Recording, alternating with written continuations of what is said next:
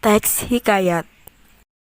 Teks hikayat bisa diartikan cerita Melayu klasik yang menonjolkan unsur penceritaan berciri kemustahilan dan kesaktian tokoh-tokohnya. Selanjutnya adalah fungsi teks hikayat sebagai berikut. Yang pertama, sebagai sarana hiburan. Yang kedua, sebagai sarana pendidikan karena di dalamnya terkandung banyak nilai yang dapat diteladani dalam hidup. Yang ketiga, sarana menunjukkan dan melestarikan budaya.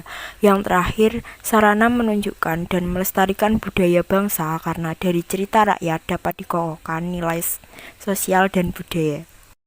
Selanjutnya, kita juga harus mengetahui ciri-ciri teks hikayat. Yang pertama, kemustahilan dalam cerita. Contohnya, tidak logis atau tidak bisa dipikir nalar. Yang kedua, kesaktian tokoh. Contohnya, Indra bangsawan lahir menggunakan pedang. Yang ketiga, anonim merupakan tidak jelas siapa pengarangnya karena dulu cerita seperti ini disampaikan secara lisan. Yang keempat, istana sentris merupakan tema atau latarnya bertema kerajaan. Nilai-nilai yang terkandung dalam teks hikayat yaitu ada 6. Yang pertama, nilai religi.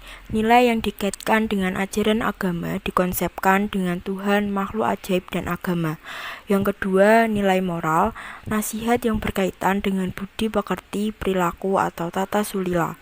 Yang ketiga, nilai sosial, nasihat yang berisi kemasyarakatan. Yang keempat, nilai budaya, diambil dari budaya yang berkembang secara turun-temurun. Yang kelima, nilai estetika, berkaitan dengan keindahan dan seni. Yang keenam, nilai edukasi, nilai berkaitan dengan pendidikan.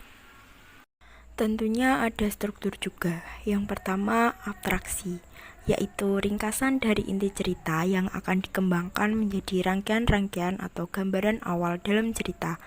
Yang kedua, orientasi, yaitu yang berkaitan dengan waktu, suasana, maupun teks hikayat itu. Yang ketiga, komplikasi, yaitu berisi urutan-urutan kejadian yang dihubungkan secara sebab akibat mendapatkan struktur atau watak.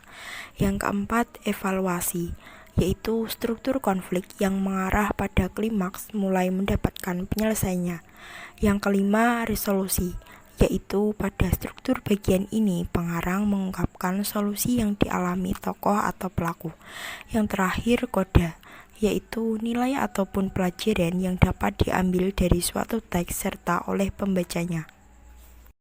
Jenis-jenis hikayat yaitu yang pertama ada hikayat berunsur Hindu, yang kedua hikayat Hindu Islam, yang ketiga hikayat berunsur Islam. Adapun berdasarkan isi yaitu jenis rekaan, jenis sejarah, dan jenis biologi.